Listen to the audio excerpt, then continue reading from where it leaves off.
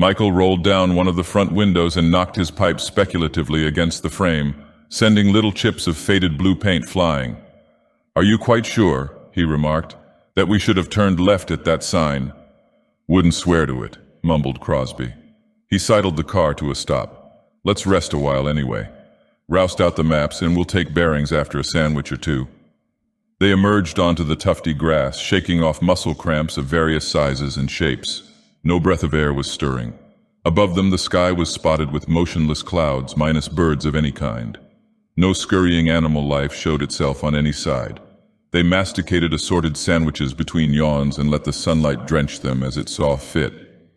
Crosby shied a pebble across the well-packed road at the high wall gracing its other side. "Quite a thing, eh?" he ventured. "Yeah." The two examined the edifice at leisure. As far as they could see in either direction it extended, unbroken, unmarked. 10 feet, all of that it rose, dull and gray, the stone of it well weathered. There were no distinguishing signs, no places where grass, vines, or trees eclipsed it. Behind them and far ahead it ran parallel to the sandy road until the far horizons swallowed it up. "Must be miles long," Crosby whispered, wondering why he dropped his voice. He paused as if to pick it up again. "When did we hit it?" "After we made the turn, sometime after. In fact," added Michael slowly, "I don't believe we came upon it until a moment or so before we stopped. I was looking at both sides of the road, and who could miss that? I didn't notice it until just before I asked you about the turn."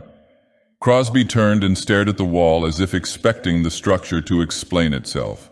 "It's odd," he stated. "A wall like this should be marked on the map. It should have some sort of reputation too, don't you think? Signs saying, 'You are now 10 miles from the famous Long Wall,' and so on. Who built it? Why should an immense thing like this be constructed out in the heart of the wilds? This territory doesn't look as if it's ever been settled. Maybe it was cleared once, but I'll bet that's all. We must be at least 30 miles from the nearest town." "More than that," Michael added. "Have you noticed how quiet it's been since we made that turn?" He strode over to the wall, his eyes narrowing suspiciously. "Look, Clyde, it seems to be made of just one piece. I can't find any sign of separate stones in it at all." The other joined him. "Where did it start?" "I don't remember, though I'd say offhand not more than half a mile back, perhaps less." Crosby drew out his watch abstractly. 12:30. What say we take a little walk before going on? Half an hour's exercise." "Good idea. I have a yen to hike around this affair. Look, you start down that way and I'll head on. We'll meet after a while and then try to figure out how big this thing is." Crosby ruffled his hair, a faraway look in his eyes. "It may be longer than we think." "Then say we walk for 15 minutes, each following it in the opposite direction. At 12:45 we stop, and if the other isn't in sight, we turn around and come back to the car." Michael started briskly down the road, whistling thoughtfully between his teeth. There were a lot of things about all this that didn't fit in. First of all, it was 10 feet in height. Why? Perhaps there was nothing wrong with that.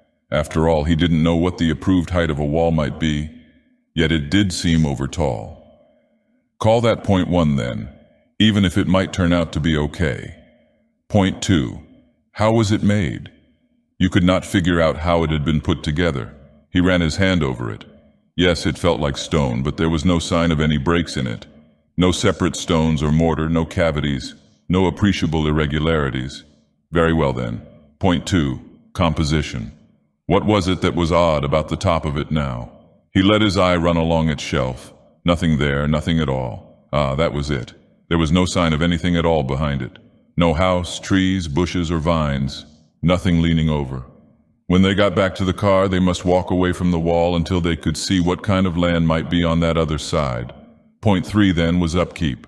For obviously the gardener, or whoever it was, had to keep on his toes to prevent anything, vine or whatnot, from marring the unbroken, clean appearance of the wall. Was there a 4th point? Yes, there was.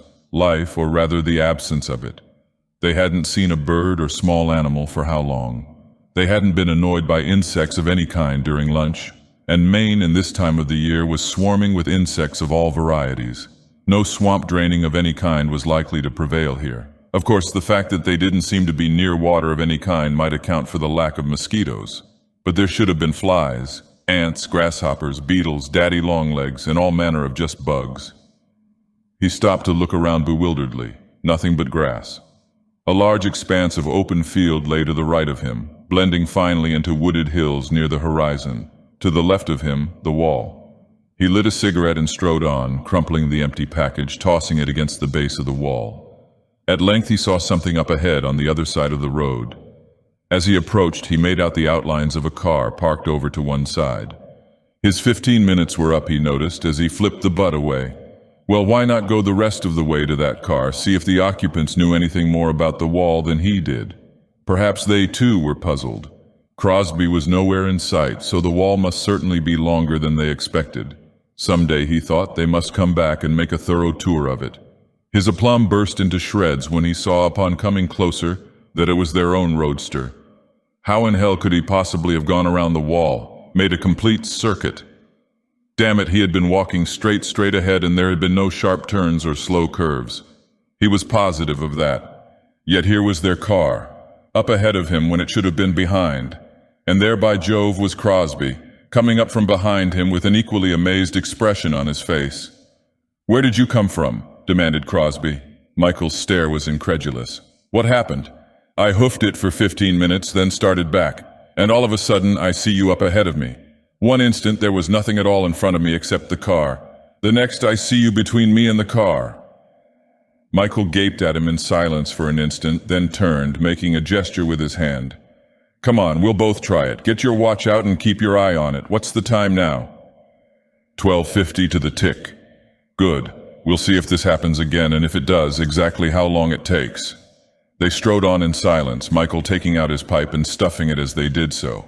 One must not try to think this out now. One must observe carefully, meticulously. Would it happen again? The stillness about the place began to crawl under his skin, yet he didn't want to break it.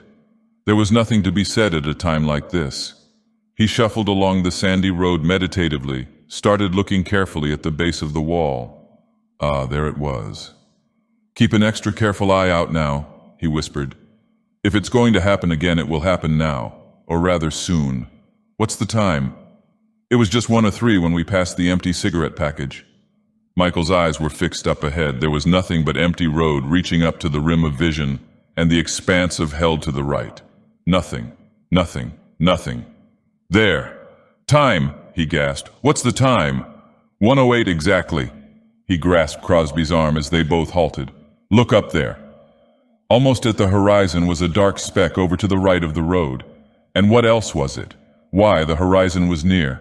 An average person can see a good many miles on a clear day, particularly on an almost flat terrain like this. Yet he knew from past experience that their car, for that is what the speck was not more than a quarter-mile away. Thad Wing struck a match on his shoe and applied it to the oversized bowl of his corn cob, surveying the two travelers as he did so. "What," he asked, "did you do when you found that you couldn't walk around the wall, Mr. Excuse me, I didn't rightly catch your last name." "Michael," he grinned. "I'm Jerry Michael, and this is Clyde Crosby." "Oh yes, pleased to meet you, Mr. Michael. And you, Mr. Crosby, would you be any relative of that feller who sings?" Crosby chuckled. "None at all." Wing nodded pleasantly. "Good thing," he commented. "Them crooners is all right so long as they remain a small tribe. But as I was saying, what did you fellers do when you found you couldn't get around that wall?" "Next thing we did was to see if we could find out what was on the other side. We walked back into the field over by the side of the wall until we could see over it." "And what did you see?" Michael looked downcast. "Nothing. That is, nothing worth the effort. It was just an open field, running into wooded hills, exactly like the side we were standing on." We both felt disappointed, and I think we would have gone on if it hadn't been for something that happened accidentally. He turned to Crosby. "Suppose you tell him, Clyde." "It wasn't much of anything," said Crosby. "I slipped on something and went down on my knees. When I got up, I looked to see what it was and found a little colored rubber ball. The colors had pretty well faded, but there was a definite design to it. Well, I picked it up and threw it away the way anyone would. I watched it and I distinctly saw it go over the wall. Just about cleared it so that it should have fallen just a little bit on the other side. But when we got back to the car, my eye caught something across the road. I went over to it and picked it up. It was a rubber ball, the same rubber ball I had just seen go over the long wall. I might add, put in Michael, that I was watching the wall all the time as we walked back toward our car. If anything had come back over that wall, I would have seen it. That, continued Crosby, was just the start. I picked up the ball again and just tossed it over the wall. You saw me do that, didn't you, Jerry? Michael nodded. So I turned around, ready to get in the car, and there was that ball on the wrong side of the wall again. Crosby drank a glass of water hastily. I was about to throw it with all my strength this time, but Jerry stopped me. He suggested we take one of the paper plates we'd used for lunch and skim that over, then look for it on this side.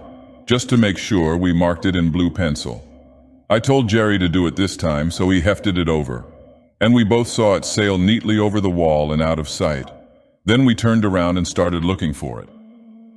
We found it in less than 30 seconds. That made us both feel pretty sore. Either something pretty horrible was going on, or our senses were deceiving us, or someone was playing a joke on us. We decided to go over the wall ourselves. I'm smaller than Jerry, so I climbed up on his shoulders and pulled myself onto the top of the wall. I stood there for a moment, looking in all directions. It looked just the same over there, except that, of course, there was no car parked by the opposite side of the road. In fact, there was no road on the other side of the Avail. I balanced myself right, then made a jump, landing very nicely. And the first thing I saw when I straightened up was our car. A second later, Jerry was telling me I'd jumped over on the wrong side. "Excuse me if I interrupt, Clyde," broke in Michael at this point. "I was watching Crosby from the ground. He stood there looking around him as he said, and his back was to me as he prepared himself and jumped. I clearly saw over the wall. Yet an instant later I turned around and there he was behind me, and I didn't hear any impact of his landing." "I did," said Crosby. "We tried it once or twice more," continued Michael. "Then finally we quit. Partly because we were disgusted and partly because we were beginning to be scared. It frightened me, and I'm not ashamed to admit it." Wing knocked the ashes out of his pipe. "I'll tell you," he said slowly, "what I can about that there wall, and it ain't very much now. That wall has been there for as long as I can remember, and as long as my father can remember, and it was there when his father came and settled the land here. This ain't a very old town, mister. I calculate it began to be settled not more than a few years before my grandfather came here after the War of the Rebellion. We all come from Connecticut, but that's beside the point. Anyway, you can see that the wall's been there for at least 100 years, and maybe lots more, because they ain't nobody who knows anything about it before, around the 1840s or late 30s when they first cleared the land in these parts. I recall that my father told me about it, and grandfather told him.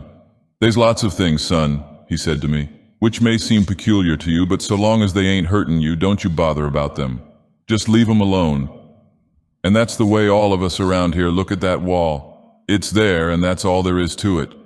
Ain't never hurt anyone yet, and it don't look as if it ever will unless some fool goes and bashes his head into it. And then it wouldn't be the wall's fault. People don't come on it very often.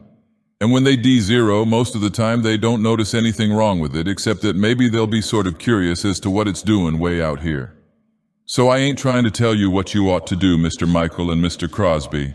But since you asked me about it, I say forget about it and leave it alone. There's lots of things to fight against that are hurting people. And you don't need to find something inoffensive like a wall." "Has anyone ever tried to do anything about it?" asked Crosby. "No one, except in Ben Galen. He was the son of old Jim Galen. Well, it's no use to go into that, because you being strangers wouldn't know Jim Galen from Adam. He always was a bookish sort of lad. This was before my time, and he was determined to find out all about that there wall. He didn't. He went mad. I seen him once myself in the asylum, and it made me sick. So I'm repeating, you'll do well to forget about that wall." "Will," began Crosby, "if I didn't know you better, I'd call you a damn liar. Are you positive you couldn't see the wall once you got off the ground?" Bentley nodded. "There's no two ways about it, Clyde. That wall's the damnedest thing I ever came across. I fly over this way pretty regularly, and I thought there was something wrong when you called me up and told me about it. You couldn't help but notice a wall like that after a while. But the fact is, and it's just about as easy to believe as what you found from experimenting, that you can't see that wall from a plane. And I've flown pretty low over this part at times. You saw how low I was a few minutes ago." Michael nodded. "Did you get the pictures?" "Sure did. We'll have them developed right off the bat." "Well," said Michael, "I guess we're ready. Got the flags, Clyde? Crosby nodded. Okay then, we'll go up and you set those 3 flags in a triangle. As soon as I spot them with the binoculars, we'll get into position, then I'll jump. You'll see whether or not I come down behind the wall. Crosby fixed his helmet, climbed in and waved. The autogyro sputtered a moment, then eased up gracefully as he watched. Quickly, Michael set the 3 large red flags in a triangle and waited. There wasn't any wind this day, so it shouldn't be too difficult to make the jump right. It would be annoying if Crosby landed on the nearer side of the wall, but then they'd merely try again. Well, they had all day, they'd make it or know the reason why. He fixed his glasses on the autogyro. They were about ready, he thought. Bentley was hovering. There went Crosby, twisting and tumbling with a grin on his face as usual. For an instant he saw only a hurtling black speck, then a great white mushroom sprouted out of it and the abrupt fall was halted. Slowly, almost agonizingly slow, Crosby came down. It was clear now that he would land behind the wall. There could be no doubt of that. And if he couldn't get over, Will could always land behind the wall and fly him out. Michael cheered wildly as he saw the drifting shape float down on the other side of the wall out of sight, saw the white web of the parachute slowly hauled down. Then with a sudden stab of premonition, he turned around and clutched at the nearest flag for support. Crosby was behind him. We found, summed up Michael, through careful experimentation that we cannot go around the wall. You go for a certain distance, then you find yourself abruptly back where you started. We cannot go over the wall. You jump over and parachute down and you find yourself on this same side, even though an observer can clearly see you go over. So we're going to try to go through the wall. That seems to clarify matters well enough, commented Bentley. What about the pictures? Bentley made a wry face. Not one came out. Why not try, suggested Crosby, digging a hole under it and coming out the other side. I was going to suggest that, remarked Bentley. That's why I brought along these long-handled spaces. A wall like that shouldn't have a very deep foundation, not so deep that you couldn't easily tunnel under it. Want to try it first? The others nodded. I've no desire, put in Michael, to mar this thing with blasts if I can possibly satisfy my curiosity any other way. The 3 picked up their tools and fell to. The ground, once broken, was not difficult for digging, and in about 3/4 of an hour they had a good-sized pit extending far under the wall. Bentley, who was in the lead, yelled suddenly, "Hey, I've broken through! Come here and look!" The others gathered about him. There could be no doubt about it. They had broken into a tunnel similar to the one they were digging. A tiny patch of darkness lay ahead, beyond which a shaft of light could be seen. Eagerly they pressed forward, climbing up the other opening. Bentley began to laugh hysterically. For a moment they stood unbelieving, then realization struck them. They were back where they started. Their car waited on the other side of the road. I'm all right now, insisted Bentley. It just seemed so damn funny when I came out of the hole and saw it. So now, asked Crosby, we blast. Do you think it will do any good? Suppose we do blow a hole right through the damn wall. Won't we find, when we go through it, that we're right back here? We blast, said Michael quietly. He nodded to Bentley, who picked up a drill and held it firm while Crosby smote it heavily and accurately with the hammer. The reaction, they noted, was no more or less than what one would expect from ordinary fence stone. They took turns in holding the drill and swinging the hammers. Okay, said Bentley quietly. We're ready to blast. The others watched in silence as he prepared the dynamite and set the fuses. Then the 3 of them ran to a safe distance. The explosion was neither more nor less than they expected. Reactions perfectly normal, stated Michael. He led the 3 over to the wall. A large section of it had been blown out, leaving a deep cavity. Fragments of stone were on all sides, and several large chunks they dragged out and threw aside. The wall now had a mark upon it, a hole of particularly dark darkness. Crosby poked a spade handle into it. It's awfully deep, he ventured. Got a flashlight? Asked Michael. In the car. He returned after a moment bearing a rope. This doesn't make sense, he admitted. But then neither does anything else about the wall, so I'm not taking chances. 3 pulls on this rope will mean I want you to help me back. Silently he fastened the rope around his waist, turned on the flashlight and crawled into the hole. The others stared after him, trying to comprehend the peculiar blackness and apparent depth of the cavity. Numbly they watched the rope play its way out. Then came the 3 warning tugs. They started pulling until at last the familiar form of Michael came into sight. Yes, it was Michael. Only something in him had died, and they knew he would be like that for the rest of his days. When he spoke, it was in a sort of hushed whisper, and they didn't have to be told twice to start picking up the chunks of rock and shoving them in the cavity. The next day they came back with cement and made a finished job of sealing it. The only thing he would tell them was that he dropped the flashlight and it went out, but the light kept on going. He could see the shaft of light from the extinguished flash drifting slowly away into the unending blackness, a shaft of it etched against utter black. Somehow they knew he was not telling all, that he would never tell all. Michael can be seen these days, and you'll find him normal enough if you can overlook a few eccentricities and you aren't too sensitive. By the latter is meant, well, it's hard to explain. You either get it when you see him or you don't. But you must never turn out a light in his presence. And it is best to speak in reasonably loud, clear tones. He is likely to start screaming if you whisper. And sometimes he awakes in a cold sweat, gasping about a shaft of light drifting away into utter blackness, drifting away from its source. An extinguished hand lamp. And somewhere in Maine stands a long, high wall, marred only by a single spot where, as can be seen, someone tried to break through.